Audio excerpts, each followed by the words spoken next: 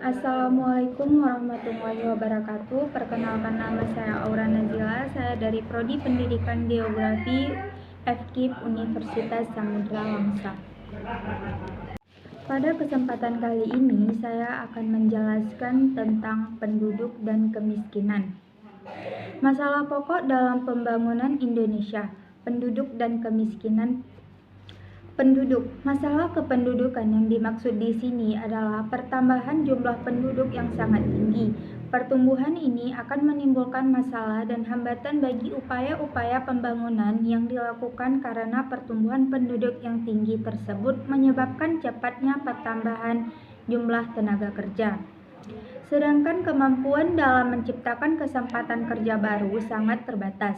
Hal ini menyebabkan masalah pengangguran semakin serius. A. Kemiskinan. Menurut para ahli, antara lain Andre Bayo Alas 1981, kemiskinan itu bersifat multidimensional. Artinya, karena kebutuhan manusia itu bermacam-macam, maka kemiskinan pun memiliki banyak aspek. Dilihat dari kebijakan umum, maka kemiskinan meliputi aspek primer yang berupa miskin akan aset, organisasi sosial politik dan pengetahuan, serta keterampilan, dan aspek sekunder yang berupa miskin akan jaringan sosial, sumber keuangan, dan informasi. Dimensi-dimensi kemiskinan tersebut termanifestasikan dalam bentuk kekurangan gizi, air, perumahan yang sehat, perawatan kesehatan yang kurang baik, dan tingkat pendidikan yang rendah. Selain itu, dimensi-dimensi kemiskinan saling berkaitan, baik secara langsung maupun tidak langsung. Hal ini berarti bahwa kemajuan dan atau kemunduran pada salah satu aspek dapat mempengaruhi kemajuan atau kemunduran pada aspek lainnya. B. Penyebab kemiskinan. Kemiskinan dapat diamati sebagai kondisi anggota masyarakat yang tidak atau belum ikut serta dalam proses perubahan karena tidak mempunyai kemampuan, baik kemampuan dalam pemilikan faktor produksi maupun kualitas faktor produksi yang memadai, sehingga tidak mendapatkan manfaat dari hasil proses pembangunan. Dengan kata lain, masalah kemiskinan ini bisa selain ditimbulkan oleh hal yang sifatnya alamiah atau kultural, juga disebabkan oleh miskinnya strategi dan kebijakan pembangunan yang ada. Sehingga para pakar pemikir tentang kemiskinan kebanyakan melihat kemiskinan sebagai masalah struktural, yaitu kemiskinan yang diderita oleh suatu golongan masyarakat karena struktur sosial masyarakat tersebut tidak dapat ikut menggunakan sumber-sumber pendapatan yang sebenarnya tersedia bagi mereka. C. Ukuran kemiskinan. Ada dua macam ukuran kemiskinan yang umum digunakan, yaitu 1. Kemiskinan absolut adalah kemiskinan yang diukur dengan membandingkan tingkat pendapatan orang dengan tingkat pendapatan yang dibutuhkan untuk memperoleh kebutuhan dasarnya.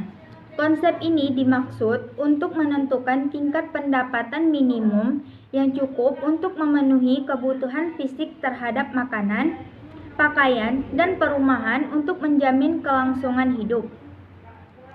Kesulitan utama dalam konsep kemiskinan absolut adalah menentukan komposisi dan tingkat kebutuhan minimum karena kedua hal tersebut tidak hanya dipengaruhi oleh adat kebiasaan saja, tetapi juga oleh iklim, tingkat kemajuan suatu negara, dan berbagai faktor ekonomi lainnya. United Research Institute for Social Development atau URISD menggolongkan kebutuhan dasar manusia atas 3 kelompok, yaitu 1. Kebutuhan fisik primer yang terdiri dari kebutuhan gizi, perumahan, dan kesehatan. 2. Kebutuhan kultural yang terdiri dari pendidikan, waktu luang, dan rekreasi serta ketenangan hidup. 3. Kelebihan pendapatan untuk mencapai kebutuhan lain yang lebih tinggi. 2. Kemiskinan relatif. Konsep kemiskinan relatif bersifat dinamis sehingga kemiskinan akan selalu ada. Oleh karena itu, Kincaid 1975 melihat kemiskinan dari aspek ketimpangan sosial. Semakin besar ketimpangan antara tingkat penghidupan golongan atas dan golongan bawah, maka akan semakin besar pula jumlah penduduk yang dapat dikategorikan selalu miskin.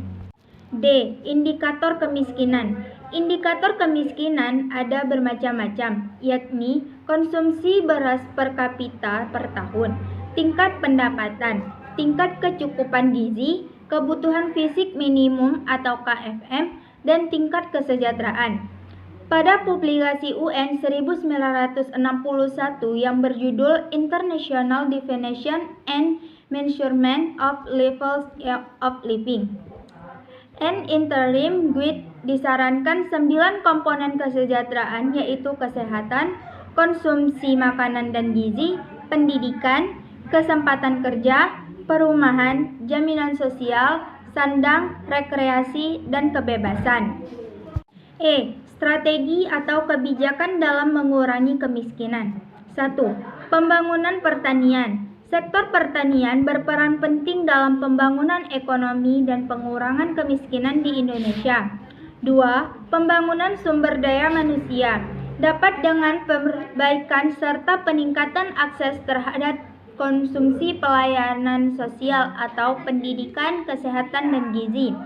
3. Peranan LSM. Fleksibilitas dan pengetahuan mereka tentang komunitas yang mereka bina membuat LSM dapat menjangkau golongan miskin lebih efektif.